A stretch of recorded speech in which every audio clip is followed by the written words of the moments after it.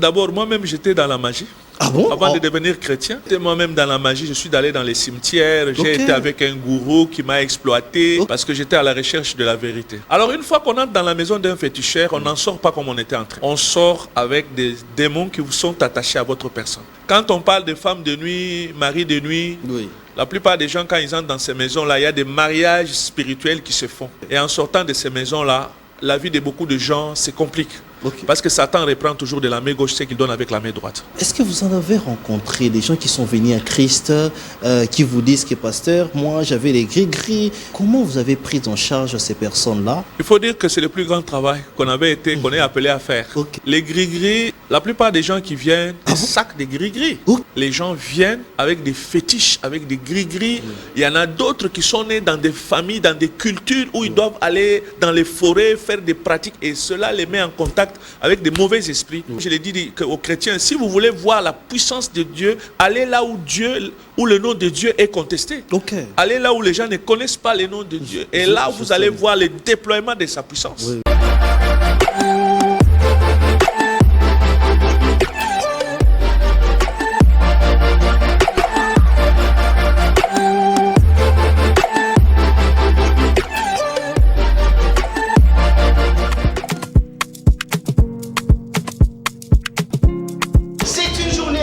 À la chambre froide handicapée, nous avons organisé la visite guidée avec les restaurants de la ville province de Kinshasa. Ils ont répondu présent à notre invitation.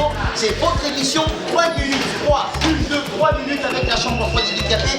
Bienvenue dans cette émission. Alors, nous allons assister à cette grande activité, bien évidemment, ici à la chambre froide. Nous sommes à la 2e rue.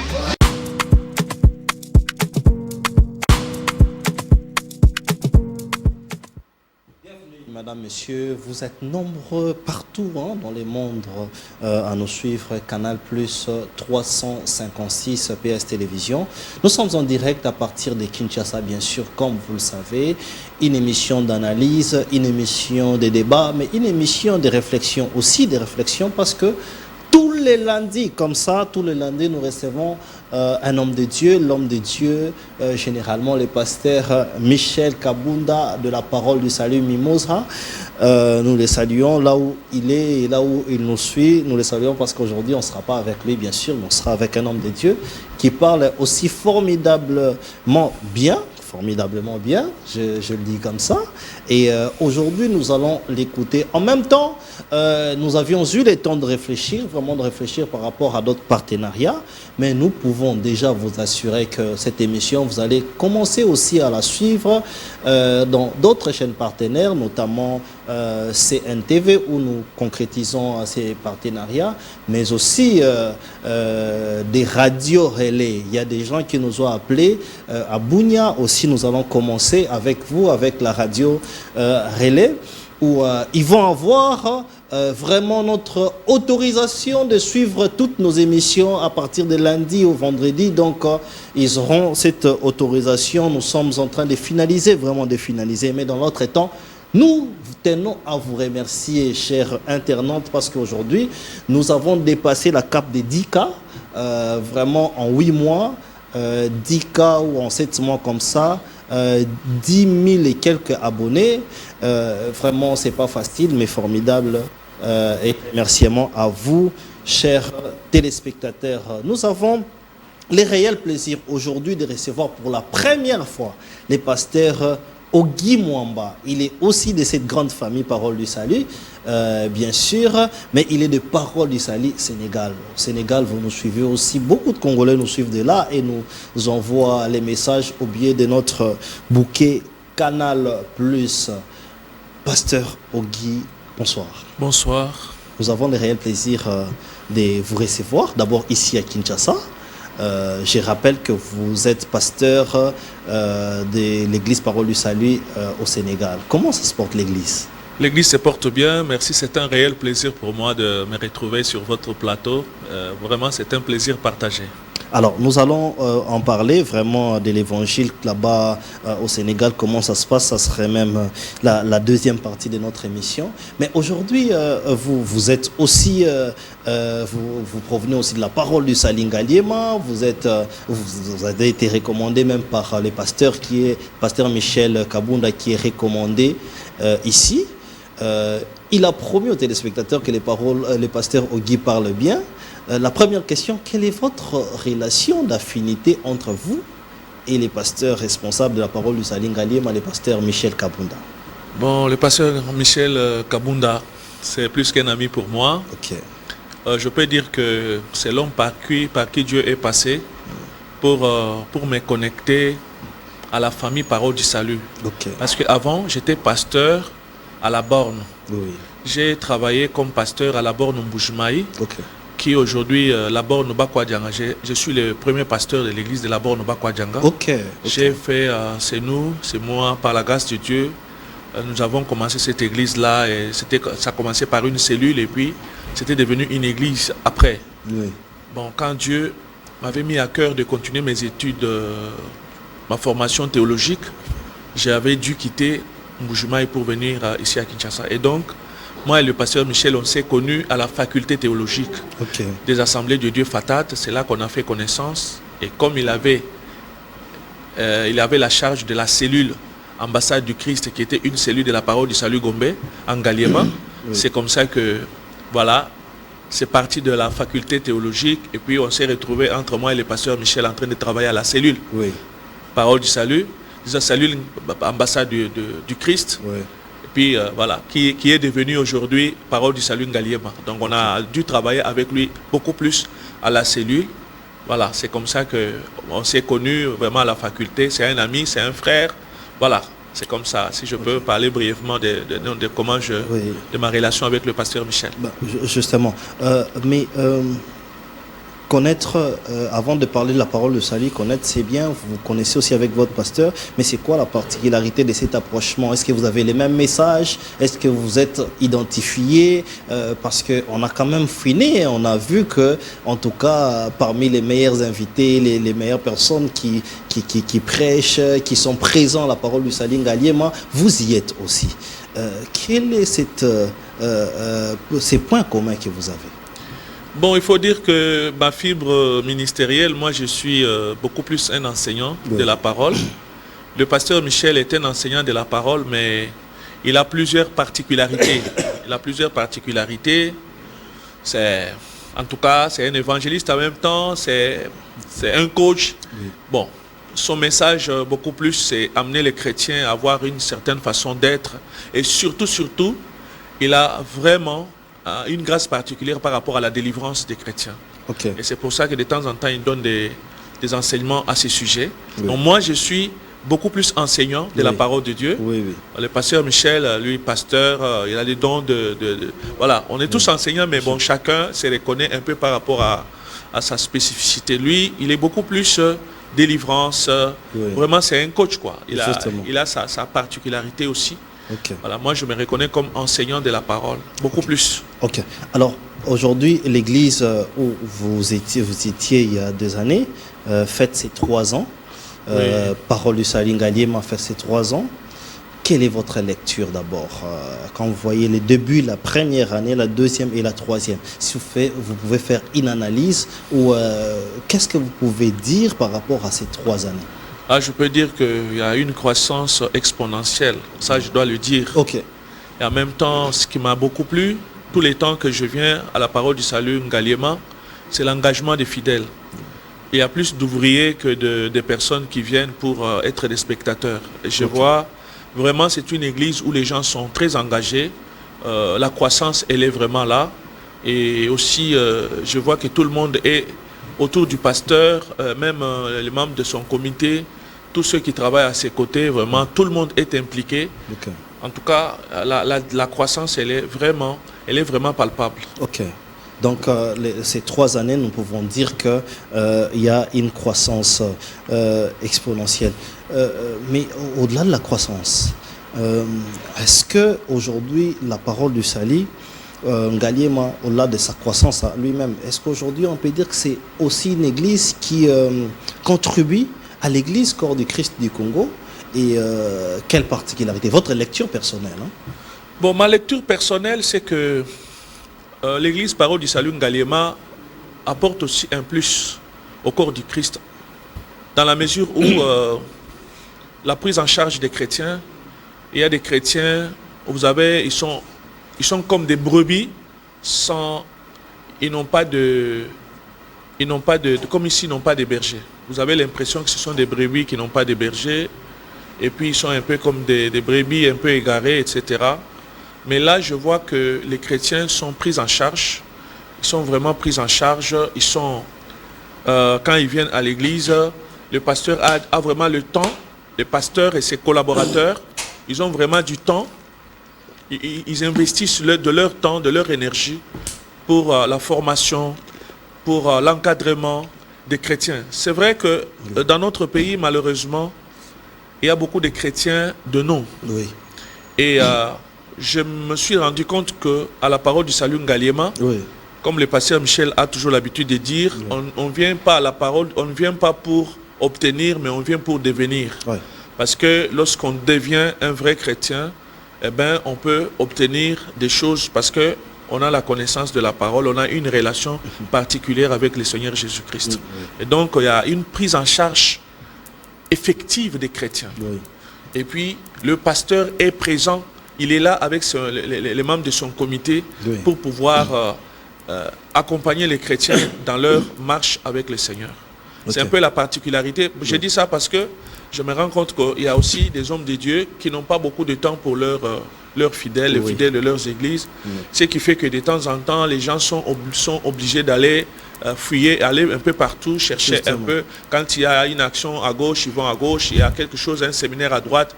Et donc, on sent que ce sont des gens affamés qui sont à la recherche de la parole de Dieu. Mais là, je me rends compte qu'il y a une prise en charge effective et totale des chrétiens, des fidèles qui sont gagnés à la parole du Salut Ngaliema. Ok. Alors, puisque nous parlons de cette action de 3 ans, vous êtes aussi parmi les orateurs.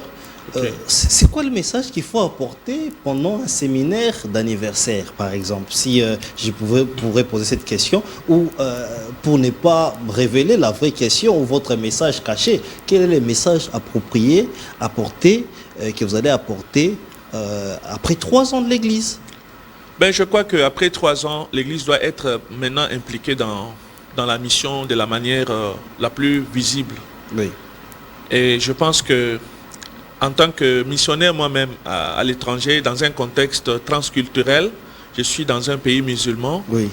Et donc je pense que je peux apporter quelques éléments d'information aux chrétiens, en me basant bien sûr sur la parole de Dieu, en me basant également sur mon expérience personnelle, pour leur apporter quelques éléments, pouvant leur permettre de pouvoir non seulement être des consommateurs passifs de la grâce de Dieu, mais en même temps des personnes qui vont aussi avoir la possibilité de pouvoir gagner d'autres âmes.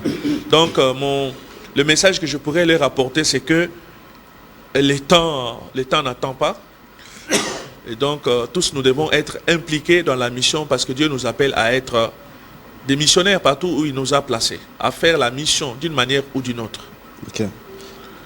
Donc je pense que la régie, si elle est prête, elle peut nous préparer une prédication de l'Église pour que nous puissions essayer un peu du pasteur, bien sûr, pour que nous puissions essayer un peu de voir de quoi il s'agit. Mais puisqu'on parlait de ces 3 années du message, j'aimerais aussi vous inviter, parce que je ne vais pas demander non plus au pasteur de tout révéler ici. Venez, vous allez vivre ce qui va se passer. Alors, pasteur, les séminaires en question, est-ce qu'il a déjà commencé? Il va commencer aujourd'hui. Ces programmes-là, il est quand même important. Si vous pouvez nous éclaircir par rapport à cela. Le séminaire, je peux dire que j'ai introduit. Il y a une première partie, hier dimanche. Justement. Mais les débuts effectifs du séminaire, ce sera demain. Avec un orateur bien qui nous vient du Maroc, un couple, qui nous vient du Maroc. Il y a le pasteur Rodal aussi, qui vient de Goma, qui sera parmi les orateurs. Et moi également. Donc le début effectif du séminaire, ça va être demain mardi. Ok. Demain mardi. Et donc nous avons 2 séances par jour. Il y a la première séance, c'est 10h à 12h30. Là, on forme les missionnaires. C'est la formation des missionnaires. Ok. Mais je pense que tous les chrétiens, tous les serviteurs de Dieu sont invités à cette formation. Oui. Parce que, surtout moi, je vais m'attarder sur la mission dans un contexte transculturel. Ok. En dehors de sa culture. Oui. Et donc, tous les chrétiens aujourd'hui, moi je ne savais pas, il y a 2 ans, il y a 5 ans, 10 ans, je ne savais pas que j'allais évoluer comme missionnaire dans un pays étranger, dans un pays musulman. Justement. Et donc, la formation que j'ai subie à la faculté théologique m'a beaucoup aidé dans ce sens-là. Parce que j'ai rencontré des réalités, j'espère qu'on pourra en parler. Justement. Peut-être. Mais si on n'est pas formé, si on n'est pas outillé, c'est vraiment difficile. Et à part la session de midi, on a de 10h à 12h30, on a aussi la session vespérale à partir de 17h. Ok. Donc, il y a plusieurs sessions, notamment la session dont on va en parler. Mais avant ça, j'aimerais que vous proposiez cet extrait de prédication pour que vous puissiez un peu vivre de quoi il s'agissait de la première année. Peut-être que la 2e année viendra, la 3e. Vous pouvez vivre cela. Si nous sommes des mèches avec la régie, regardons cette prédication. Je rappelle que c'est la toute première année de l'Église et nous allons nous retrouver tout juste après pour parler des réalités de l'Évangile au Sénégal, la mission, qu'est-ce que les pasteurs en pensent et les réalités, les difficultés qu'il a rencontrées, mais beaucoup plus les prouesses aussi dans un terrain où c'est beaucoup plus les musulmans. Regardons et on se retrouve tout juste après. Nous lisons 2 Rois chapitre verset 3. Grandis. Tu grandis. Nous sommes la somme de tout ce que les gens ont apporté dans nos vies. Ton professeur de maths, ton professeur d'histoire, ton père, ta mère, ton voisin, la personne qui t'a appris à préparer le fumbois, la personne qui t'a aidé à marcher, ta nounours qui s'est occupée de toi quand tu étais enfant, tes amis qui t'ont fait certains coachings dans la vie, tes supérieurs qui t'ont maltraité. Nous sommes la somme de tout ce que les gens nous ont apporté. Alléluia. Nous sommes la somme de toutes ces choses. Et dans Genèse, Dieu dit, il n'est pas bon que l'homme soit seul. Je lui ferai, après il dit, je lui ferai une aide semblable. En réalité, la solitude de l'homme n'est pas comblée par Ève. Mais la solitude de l'homme est comblée par le concept Ève. Parce que dans le concept Ève, il y a la famille, il y a la population, il y a l'entourage. Il n'était pas bon que je sois seul. Mais il n'est toujours pas bon que je sois seulement moi et Boda. Il est bon qu'il y ait aussi Ketia, qui est Christian, qui est Dires. Il est bon qu'il y ait aussi une belle famille. Il est bon aussi qu'il y ait les voisins. Il est bon qu'il y ait les collègues, les membres de l'église. Il n'est pas bon que tu sois seul. Il faut que tu aies un homme, une femme. Il faut que tu aies des enfants. Il faut que tu aies des voisins, des collègues. Il faut que tu aies un chauffeur qui va te conduire, un taximène qui va t'apporter. Il faut qu'il y ait quelqu'un. Il faut qu'il y ait quelqu'un. Il faut qu'il y ait des gens autour de toi. Il n'est pas bon que tu sois seul. Il n'est pas bon que tu te battes seul, que tu essaies de t'en sortir seul, que tu fasses des efforts seul, que personne ne te comprenne, que tu sois seul dans ton coin. La solitude est mauvaise. Dieu lui-même, il était entouré des anges qu'il adorait jour et nuit. Mais il s'ennuyait quand même, il fallait qu'il crée l'homme parce qu'il voulait ajouter quelque chose. Il a créé l'homme aussi parce qu'il veut communiquer, parce qu'il veut jouer, parce qu'il veut être aimé et aimer. Il veut démontrer, recevoir et donner. Alléluia. Voilà, c'est donc la prédication, une prédication très immense, mais je rappelle que c'est la première année de l'église. Alors, pasteur Rugui, avant que nous puissions entrer maintenant dans l'église que vous dirigez, lorsque vous voyez ces images-là, et de la première année et aujourd'hui, parce que je rappelle hier que c'est vous qui avez prêché, je pense que la technique va aussi nous balancer les images pendant qu'on parle là pour voir la différence. Qu'est-ce que vous vous dites? C'est la grâce de Dieu. Ok. Quand il y a du sérieux dans la manière de faire les choses, la croissance est inévitable. Ok. Et l'implication des uns et des autres a produit ce que nous sommes en train de voir aujourd'hui. On peut dire que tout simplement que c'est la grâce de Dieu, parce que il y a d'autres contextes aussi où on peut fournir les mêmes efforts pour ne pas aboutir au même résultat. Exactement. Et donc je pense que la bonne part est accordée à la grâce de Dieu. Exactement, la grâce de Dieu. Je pense que ça sera peut-être notre prochain thème où nous allons vous inviter pour parler au peuple de Dieu de la grâce de Dieu. Alors, pasteur, vous êtes aujourd'hui pasteur au Sénégal. Vous aviez dit que vous avez commencé en Mbuji-Mayi, vous êtes passé par Kinshasa et finalement, moi je connais votre témoignage parce que j'ai quand même fouiné et puis à chaque fois que vous prêchez, je suis très béni. Aujourd'hui, pourquoi vous avez choisi le Sénégal? Nous connaissons que c'est un terrain où il y a plus de musulmans et quand vous y étiez, qu'est-ce que vous disiez vous-même à l'époque? Là, vous êtes maintenant au Sénégal, vous voyez que c'est tout le monde qui marche voilé. Pourquoi le Sénégal? Et quand vous êtes allé, qu'est-ce que vous êtes dit? Il faut dire que ce n'est pas moi qui ai choisi le Sénégal. Ok. En tout cas, si ça dépendait de moi Oui. et de mes ambitions ministérielles au départ, je ne voyais pas le Sénégal. Ok. Mais c'est par un concours de circonstances. Oui. Je sais que comme disait quelqu'un, Dieu écrit droit avec des lignes courbes. Oui. Et donc, c'est pas mon choix, ce n'était pas mon choix initial d'aller au Sénégal. Et d'ailleurs, si je suis au Sénégal aujourd'hui, c'est pas moi qui me suis réveillé. C'est pas moi qui me suis réveillé comme ça un matin qui ai dit je vais aller au Sénégal. Non, c'est pas comme ça. Il y a eu, on a prié. Je dois d'abord dire que avant d'aller au Sénégal, parce que je suis missionnaire, je suis envoyé par l'Église, je suis missionnaire de la RDC au Sénégal, envoyé par l'Église des Assemblées de Dieu. Oui. Donc en tant que missionnaire au Sénégal, je peux dire que d'abord, j'ai travaillé, après avoir beaucoup travaillé au centre du pays, en Mbuji-Mayi, comme je l'ai dit tantôt, je suis venu à Kinshasa pour ma formation. Et je me suis retrouvé aux côtés du pasteur Safari. Un papa très bien qui m'a vraiment encadré, qui m'a vraiment donné, je peux dire, je dis souvent, c'est lui qui m'a donné la boulimie de la mission, au fait. Parce que tout le temps, il parlait de la mission, et même quand il parle des armes, il pleure. Parce qu'il est vraiment conscient qu'il y a des endroits dans le monde où les gens n'ont pas accès à l'évangile, comme c'est le cas dans notre pays. Alors quand j'ai fini ma formation, avant de finir ma formation, nous nous étions retrouvés avec le pasteur Michel au Togo, en formation. Et là, on faisait la licence en missiologie. C'est là que nous avons fait la connaissance avec un pasteur sénégalais qui s'appelle Félix Ndiaye. Et là, lui était beaucoup plus du côté des Congolais que des d'autres délégations. Il y avait à peu près 15-16 nationalités. Mais lui était beaucoup plus, il disait, moi je suis beaucoup plus congolais. Il aimait aussi nos repas congolais, etc. Ce qui a fait qu'il y a eu des affinités entre nous et lui. Et bon, en 2019, je suis allé au Sénégal passer des vacances.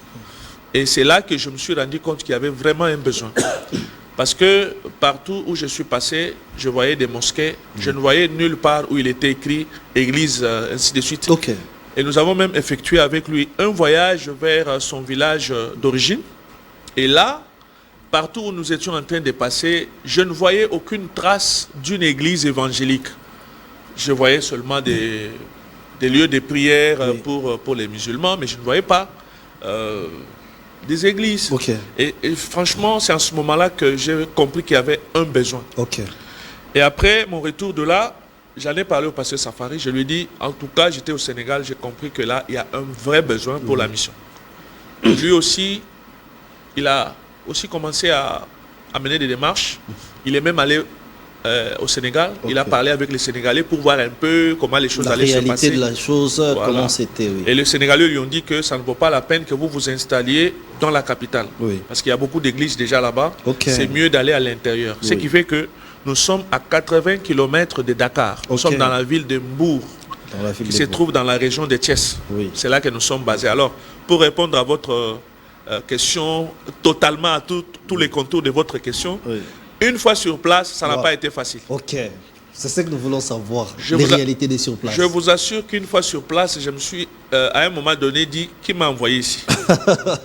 Je m'ai dit, si je peux dire ça en lingala, oui. Qui m'a envoyé ici? Franchement, mais le Seigneur sait comment fortifier ses serviteurs. Oui. Une nuit, j'étais dans une chambre d'hôtel. Je suis sorti pour trouver un local pour les cultes. C'était difficile. Oui. Alors, il y a ce passage où Dieu dit à Josué, tout lieu que foulera la plante de votre pied, je vous les donne. Oui. Et Dieu m'a balancé ça comme ça. Okay. Et j'ai repris mon courage. Et quelques jours plus tard, on s'est retrouvé avec un immeuble à notre disposition où les cultes ont commencé depuis à être organisés. Donc c'était un peu comme ça. Beaucoup de réalités, changement de culture, changement de langue. Et changement même de la manière de s'habiller aussi, on peut le voir. Alors, pasteur, dites-nous un peu. Oui. Lorsque vous vous êtes dit la phrase Ninetinda Kinga, c'est parce qu'il y avait les systèmes maraboutistes qu'on voit, par exemple, à la télévision, où beaucoup de musulmans, où les gens ont la culture de dire œil pour œil, dent pour dent, il faut leur renseigner les pardons, ou encore vous étiez, vous, attaqué parce que vous venez dans un terrain hostile. C'était quoi les difficultés qui vous a poussé à dire, ah, vraiment, Naniatinda Kinga? Bon, il faut d'abord dire que c'est un pays à 95%, selon les statistiques officielles, à 95% musulmans. Ok.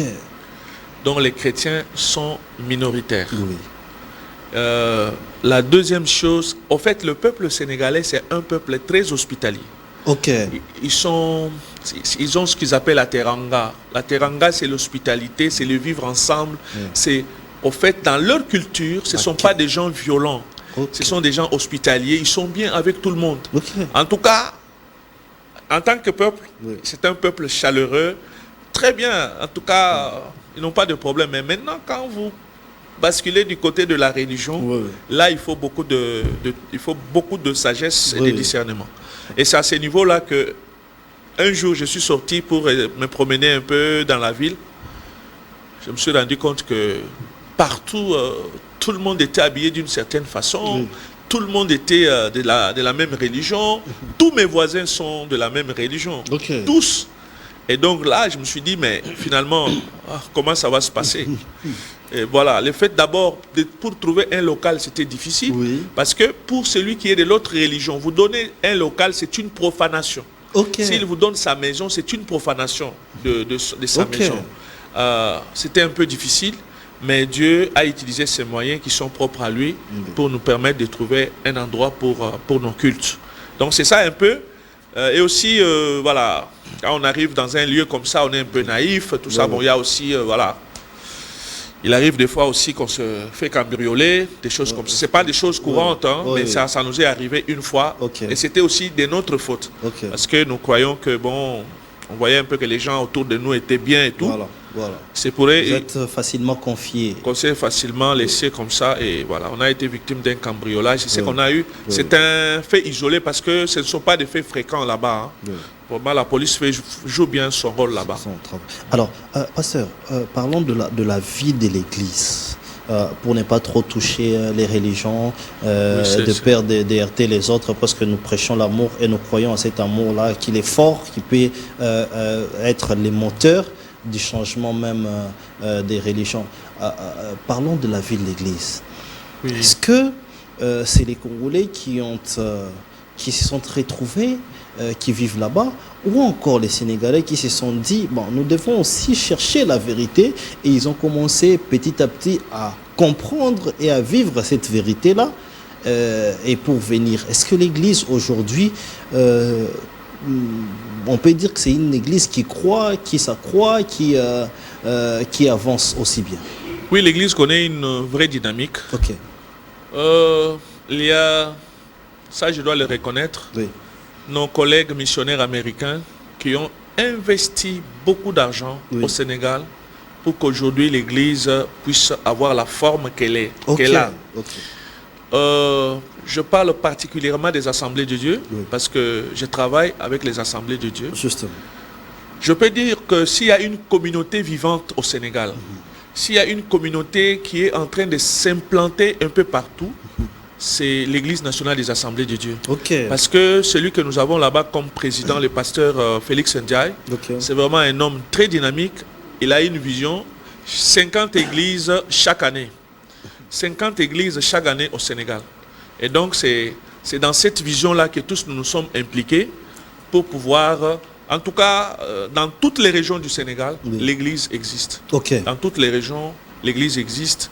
Et voilà, l'église est en train de s'implanter par-ci, par-là. Et on doit dire que vraiment le travail se fait de la bonne manière. Et aussi, il y a des chrétiens, disons des chrétiens sénégalais aujourd'hui. Au départ, ils étaient dans l'animisme, ils étaient dans d'autres religions. Mais il y en a à qui Dieu a parlé particulièrement. Il y en a qui ont eu des visions du Seigneur Jésus, qui leur parlaient, qui leur disaient que voilà, qui leur parlaient comme ça. Parce que moi, j'en ai eu beaucoup. Quelqu'un qui dit, voilà, dans mon rêve, j'ai vu ceci, j'ai vu cela. Et ça démontre justement comment Dieu est en train de travailler, même si c'est un terrain qui n'est pas facile. Eux-mêmes, il y en a qui se sont dit, on doit chercher la vérité. C'est vrai que chaque matin, quand on se réveille, il y a certaines façons de nous comporter et tout, mais nous devons chercher la vérité par nous-mêmes. Il y avait des gens insatisfaits qui voulaient vraiment rencontrer la vérité par eux-mêmes. Et quelqu'un même avait fait une prière. Jésus, si tu es celui dont on me dit que tu es là, si tu es vraiment le Fils de Dieu, révèle-toi à moi. Et de cette façon-là, quelques temps plus tard, la personne a eu une vision, quelque chose qui l'a amené à croire en Jésus-Christ.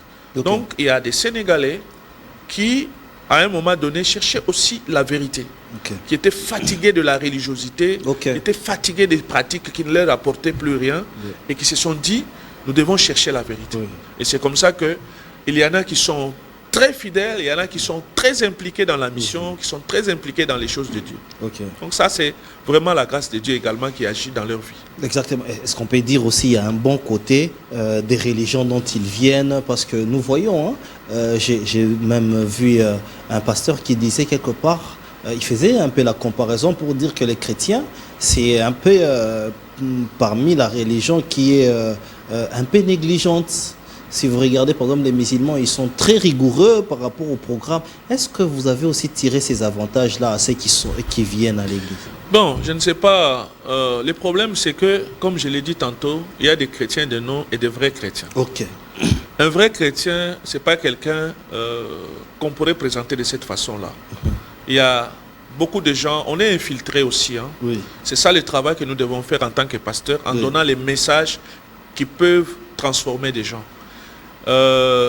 Les vrais chrétiens, il y en a qui sont engagés et qui sont sérieux dans leur manière de faire. Mais les chrétiens de nom qui doivent aussi, des chrétiens charnels aussi, ça existe. C'est vrai. Vous savez, il y a des religions où c'est la loi. Ce sont les œuvres. Alors que de l'autre côté, chez nous, on parle de la grâce. Mais la grâce aussi qui est mal comprise, qui est mal appliquée. Une grâce mal comprise, c'est mal appliquée. Voilà, si on comprend mieux la grâce, on va vivre la bonne vie chrétienne sans qu'il y ait des problèmes à ce niveau-là. Mais si cela est mal compris, on pense que, on s'imagine même que Dieu, c'est un vieillard qui est là et à qui, voilà, qui est fatigué et tout. La grâce, on peut faire tout ce qu'on veut, la grâce va nous couvrir, etc. Quelqu'un même se permet de mal interpréter ce que l'apôtre Paul dit, là où le péché abonde, la grâce surabonde. Alors dans ces cas, péchons beaucoup pour que la grâce surabonde, parce que, voilà, ça c'est une interprétation biaisée, une interprétation erronée de la parole de Dieu. Franchement, la question était que les gens qui étaient dans des religions des œuvres, lorsqu'ils adhèrent au christianisme, ils ont un certain comportement. C'est vrai, bon, ce sont des gens sérieux, ce sont des gens qui s'attachent à vous, qui viennent, mais parfois aussi il faut leur faire comprendre que ce n'est pas toujours de cette façon-là, cette peur qu'on avait, parce qu'on leur avait présenté Dieu comme un Dieu éloigné, un Dieu transcendant, un Dieu qui a créé l'univers et qui a abandonné l'univers à son triste sort. Loin. Il est loin, il est très loin. Voilà, c'est ce qu'on leur avait présenté. De cette façon-là, même quand ils viennent, ce sont des gens qui pensent que la piété doit être extérieure et tout. Et parfois, ils sont dans le cœur beaucoup d'hypocrisie et tout. On essaie de leur dire, soyez vous-même, laissez-vous tel que vous êtes. Jésus-Christ va s'occuper de vous. Voilà. Alors, donc, je suis vraiment tenté de poser plusieurs questions de la grâce parce que vous en parlez beaucoup, mais ce n'est pas le sujet du jour. Alors, aujourd'hui, comment comprendre la mission? Puisque c'est même ça la base, c'est même ça les cœurs que vous avez aujourd'hui. Oui. Comment comprendre la vision? Pour ceux qui vous suivent ici à Kinshasa, quelle est la place de la mission à l'Église? Est-ce qu'il y a-t-il encore lieu de dire que non, aller prêcher la parole de Dieu à toute extrémité de la terre? Est-ce que la mission aujourd'hui a encore de la place ou il faudrait que l'Église se réveille par rapport à cela? La mission vaut tout son pesant d'or. Okay. Hier, j'ai répété, il y a une phrase d'un pasteur français, une Église qui n'est pas missionnaire est démissionnaire. Ah bon? L'Église se définit par rapport à la mission. Allez, faites de toutes les nations des disciples. Oui. C'est clair, c'est la mission que Dieu nous a donnée. C'est un constat que j'ai fait. Les églises qui ne sont pas impliquées dans la mission sont des églises qui font du surplace. Okay. Il y a eu des moments où, dans notre pays, il y avait des grands hommes de Dieu qui prêchaient la parole de Dieu, mais à un moment donné, le message n'était plus christocentrique, le message était anthropocentrique, c'était l'homme qui était au centre. Oui. Et vous avez vu petit à petit comment ces églises-là ont commencé à connaître la décadence. Aujourd'hui, les déclins étaient visibles. Oui. Pourquoi? Parce que nous avons négligé ce qui fait la puissance, la force de l'église. Oui. Je peux vous assurer que les Américains, Dieu ne bénit pas ces peuples-là pour rien. Okay. Ils sont sur tous les fronts missionnaires, y compris dans le pays où je suis aujourd'hui. Ils sont impliqués dans la mission. Le pasteur Safari a l'habitude de dire que lorsque l'argent de l'église est seulement recyclé au niveau de l'église, oui, l'église ne sera pas bénie. Okay. L'église ne va pas être bénie. Okay. Vous allez constater que la vision, c'est qu'on forme les meilleurs, on les envoie en mission et Dieu envoie encore d'autres serviteurs qualifiés qui font très bien l'œuvre de Dieu. La mission, c'est à quoi l'église est appelée. Oui. C'est à quoi l'église est appelée. Je voudrais aussi en profiter pour dire que notre pays, le Congo, nous avons beaucoup de ressources. Oui. Nous avons beaucoup d'églises. Il faut dire également que beaucoup de prédicateurs congolais sont suivis partout. Je pense même que le Congo est en train on pourrait dire même le porte-drapeau de l'évangile en Afrique et même partout ailleurs. Parce que dans le culte, oui, si vous êtes à Dakar dans les églises, on chante Koumama et tout ça. Les chansons, vous pouvez croire que vous êtes à Kinshasa. Tout ce qu'on chante, tout ce qu'on chante là, tout ça là, ça se chante même au Sénégal, même à Mbour. Tout le monde. Donc nos cantiques se chantent partout. Les styles, la façon de prêcher, beaucoup de prédicateurs congolais se sont considérés comme des modèles. Et donc la RDC, nous avons la mission pour pouvoir amener l'évangile un peu partout. Les moyens que Dieu a mis à notre disposition, c'est à mettre aussi, disons, à la disposition des missionnaires qui vont être envoyés un peu partout pour faire l'œuvre de Dieu. Je ne dis pas qu'on ne le fait pas, mais on doit encore beaucoup plus le faire. Justement. Donc j'ai aussi vu une vidéo où c'était au Rwanda comme ça, où ils chantaient vraiment comme les Congolais, les louanges et autres. Donc on peut dire que les Congos aujourd'hui, c'est aussi les poumons de l'évangile en Afrique. En Afrique, ça c'est sûr. C'est sûr. Le message, beaucoup de jeunes serviteurs de Dieu, leurs modèles sont des Congolais. C'est vrai qu'il y a le Congo, il y a la Côte d'Ivoire, il y a aussi, quelques prédicateurs. Je parle de la francophonie. Justement, la francophonie. En tout cas, aujourd'hui, nous sommes une référence en ce qui concerne l'évangile. Tout ce qui se passe ici au Congo, les chrétiens de partout en Afrique, ils sont en train de nous regarder. Sont en train de nous regarder. Si bien que lorsqu'un Congolais, lorsqu'il y a parfois des guerres, où il y a des choses qui se passent entre les serviteurs, ça ne donne pas une bonne image, vous voyez. Ça ne donne pas une bonne image à l'étranger, vous voyez. Donc, les Congos a son mot à dire, comme vous avez dit, c'est le poumon en ce moment, parce que même les jeunes serviteurs, parce que je ne suis pas que pasteur au sein d'une église locale là-bas à Mbour. Je suis aussi enseignant à l'Institut biblique. Je forme des pasteurs là-bas. Le modèle, même les questions que les étudiants vous posent, c'est au sujet de certains serviteurs, tel serviteur, quel est son parcours, et ainsi de suite. Voilà, donc... Alors, pasteur, c'est quoi l'essentiel aujourd'hui, si on peut le savoir, l'essentiel de la mission même, ou l'essentiel de ce que vous donnez comme cours par rapport à la mission, puisque vous en parlez, et puis aujourd'hui, puisqu'on fête le 3e anniversaire de la Parole du Salut, il y a tout un séminaire sur la mission. C'est quoi, pour les chrétiens qui suivent, c'est quoi les basiques de la mission? Bon, comme je l'ai dit tantôt ici, la mission peut se situer à 3 niveaux. Le premier niveau, Jésus-Christ se dit, allez, faites de toutes les nations des disciples, en les baptisant au nom du Père, du Fils et du Saint-Esprit, enseignez-leur à observer tout ce que je vous ai prescrit. Là, c'est un déplacement physique. Oui. Comme moi, je me suis déplacé avec ma famille. Hein. Toute ma famille, on s'est déplacé. Toute la famille. Oui. Au fait, la mission de l'Église, c'est une mission atypique. L'Église a des soldats qui s'amènent sur le champ de bataille avec femmes et enfants. Ça, c'est différent. Alors que nos soldats, quand ils vont sur le front, ils ne s'amènent pas, ils n'y vont pas avec leur famille. Donc, il y a la première dimension qui consiste à aller, comme on le fait, on peut aller à l'intérieur tout comme on peut aller à l'extérieur. On va annoncer la bonne nouvelle. Justement. Avec toute la famille. Avec toute la famille. Comme on le fait. Bon, il y en a, ça dépend du choix de tout un chacun. Oui. Mais pour être efficace, c'est mieux que la famille soit là. Parce que si je vous parle de ma famille, c'est une parenthèse. Oui. Toute ma famille est impliquée dans la mission. Mes enfants, il y en a qui sont à la chorale. Il y en a qui sont à l'audiovisuel. Quand on fait les directs, c'est une fille de 14 ans qui fait ça. Il y a d'autres qui sont à l'accueil. Donc tout le monde est impliqué et ça donne l'élan aux autres. Ça leur montre comment il faut servir. La deuxième dimension par rapport à la mission, c'est que on doit soutenir la mission. Il y a des personnes qui ne peuvent pas physiquement se déplacer comme nous. Il y a des gens ici à Kinshasa, le déplacer, ce n'est pas facile. Demandez à quelqu'un qui travaille peut-être dans une société où quelqu'un dont la femme a des responsabilités à un certain niveau, demandez à cette famille de se déporter, de se déplacer, ce n'est pas facile. Mais l'argent de quelqu'un qui est ici à Kinshasa peut continuer à faire la mission ailleurs. Exactement. Voilà. Et la troisième dimension, c'est qu'on doit prier pour les missionnaires. C'est ce que l'apôtre Paul voulait, qu'on puisse prier pour lui afin qu'il puisse proclamer, annoncer les oracles du Seigneur.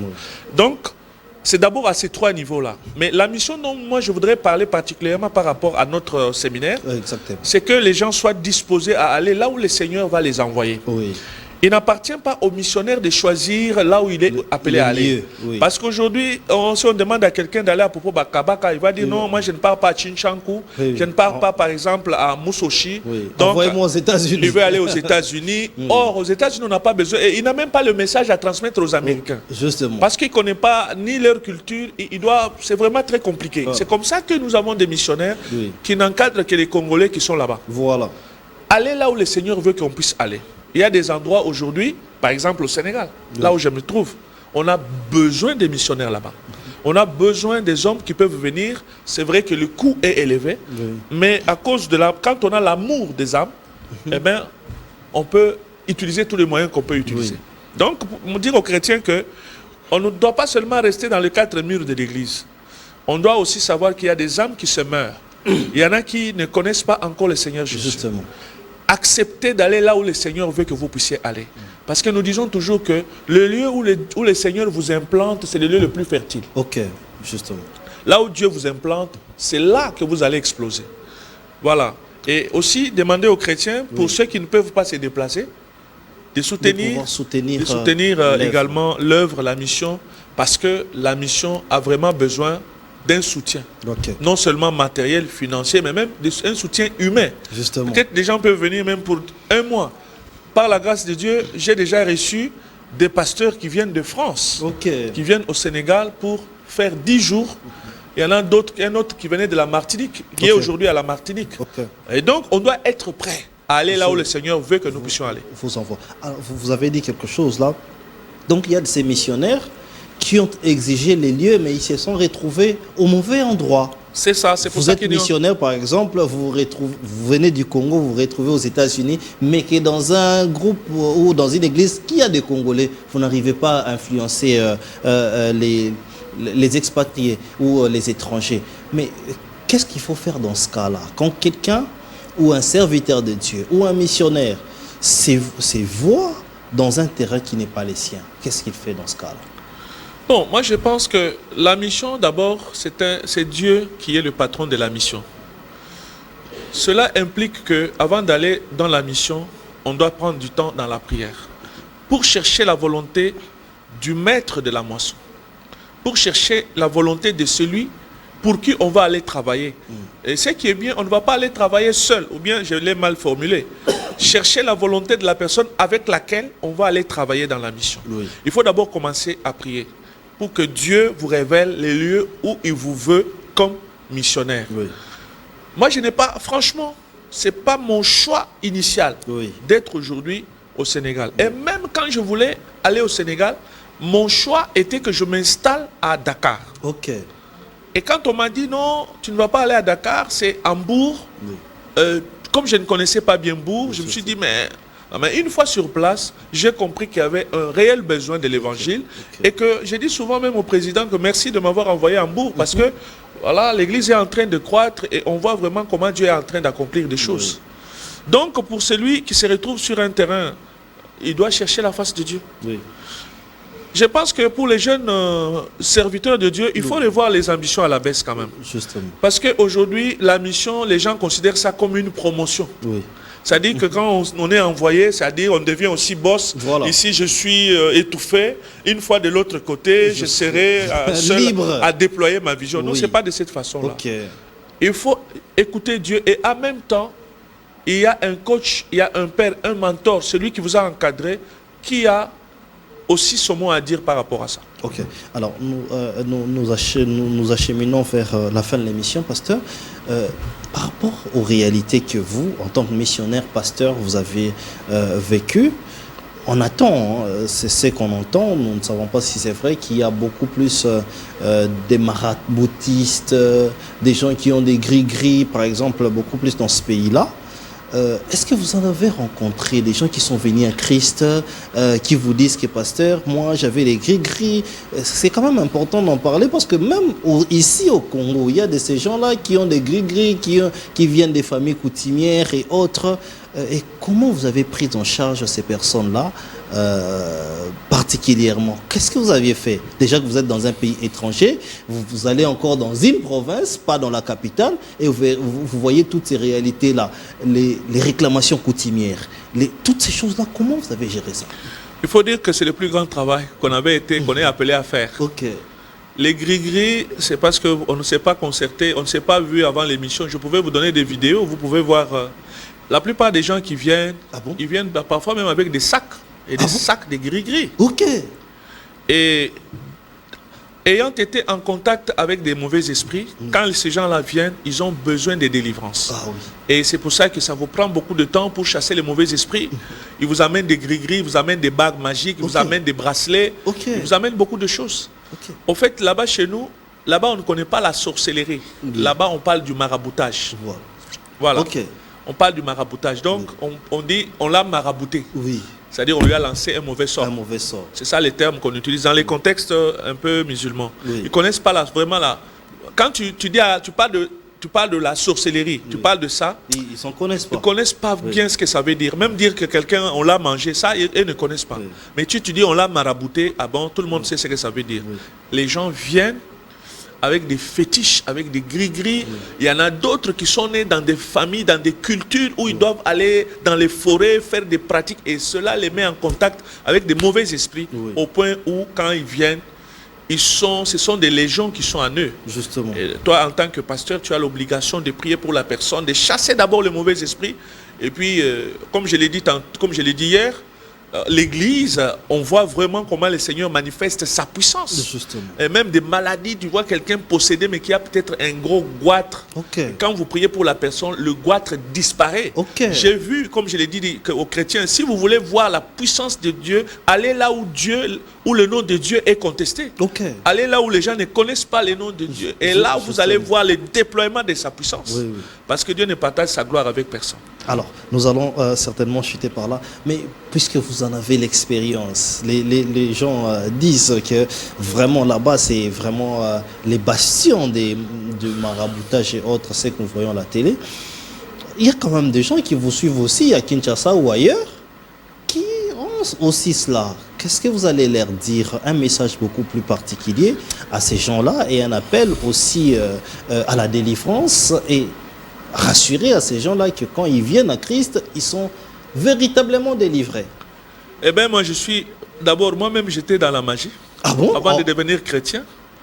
J'étais moi-même dans la magie. Je suis allé dans les cimetières. J'ai été avec un gourou qui m'a exploité. Parce que j'étais à la recherche de la vérité. Alors, une fois qu'on entre dans la maison d'un féticheur, on n'en sort pas comme on était entré. On sort avec des démons qui vous sont attachés à votre personne.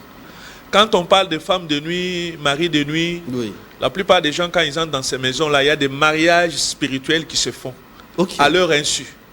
Et en sortant de ces maisons-là, la vie de beaucoup de gens se complique. Parce que Satan reprend toujours de la main gauche ce qu'il donne avec la main droite. Alors si tu as été dans la maison d'un féticheur, si tu as eu des gris-gris, et parfois aussi, il y a des gens, un parent, un père, il lui dit, je te donne ça mon fils, c'est pour te protéger, il n'y a rien de mal à ça et tout, il faut faire attention. Si tu as été au contact de la magie, du maraboutage ou de la sorcellerie ou de toutes sortes de ces gris-gris, il faut venir avec ces choses-là. Même inconsciemment. Même inconsciemment, il faut amener ces choses-là.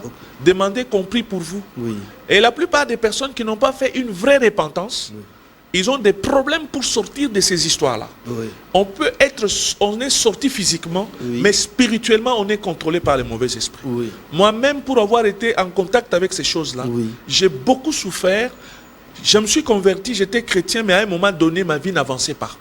Il fallait chercher la face de Dieu. Il fallait d'abord connaître. La connaissance, quand on connaît, voilà, vous connaîtrez la vérité vous affranchira. C'est la connaissance qui est la voie par excellence pour arriver à sa délivrance. Non seulement la connaissance, il faut aussi la repentance. Il faut, parce qu'un démon dénoncé est affaibli. Une pratique dénoncée est affaiblie. Quelqu'un qui dit j'étais voleur, tout ça, une vraie repentance, eh bien, on peut avoir une véritable délivrance. Voilà, donc j'invite toutes les personnes qui ont été au contact de ces choses-là de venir chercher la délivrance, de parler de ces choses-là, d'amener ces choses-là. Parfois, Satan te dit que si tu oses amener... Souvent, c'était comme ça. Tu oses, tu vas mourir. Tu ne sais pas ce qui va se passer après. C'est faux et archi-faux. Même ces femmes-là, il y a même d'autres femmes qui appellent comme ça, qui sont allées chercher des gens pour les aider à avoir des grossesses ou des enfants. Et tout ça, vous ne sortez pas comme vous êtes Non, entré. vous ne sortez pas indemne. Il y a même l'enfant que Satan te donne, c'est une torture ambulante. C'est comme si tu t'exposes à la souffrance. Parce que l'amour, le pardon, la compassion n'existent pas dans le monde de Satan. Il n'y a pas de pardon. Si Satan te dit, tu dois... voilà les exigences. Parce que, imaginez un peu. C'est pour ça que j'ai dit, ceux qui sont encore de ce côté-là, leur esprit est obscurci. Leur intelligence est obscurcie. Par exemple, on te dit que ne mange pas les têtes des choses, les poissons et tout, ne mange pas ça. Ça, ce sont des conditions. Aujourd'hui, je m'en moque.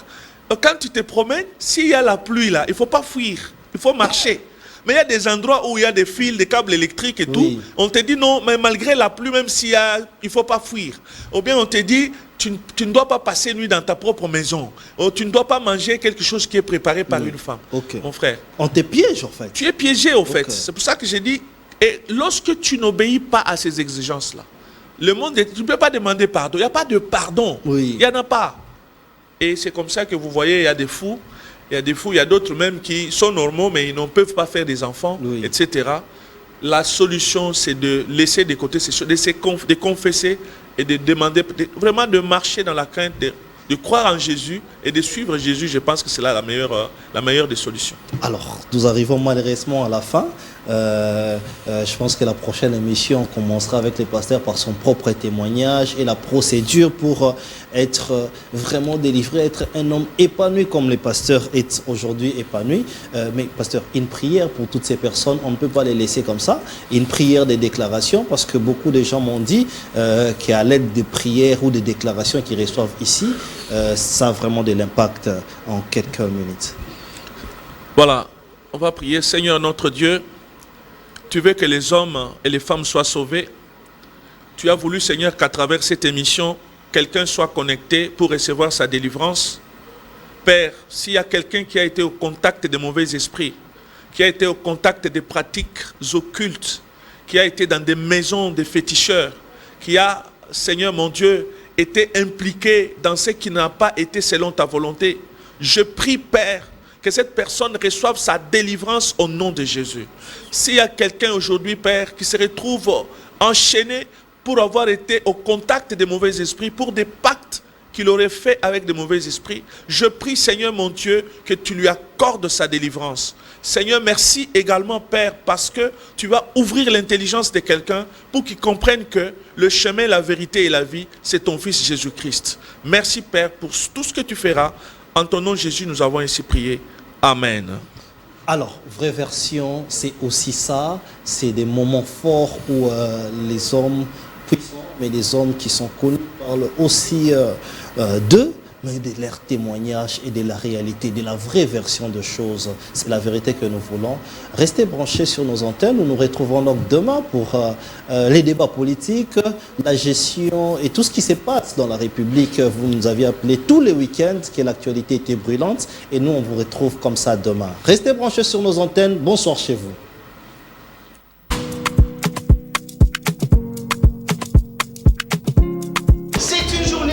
À la chambre froide de l'IKP, nous avons organisé la visite guidée avec les restaurants de la ville province de Kinshasa. Ils ont répondu présent à notre invitation.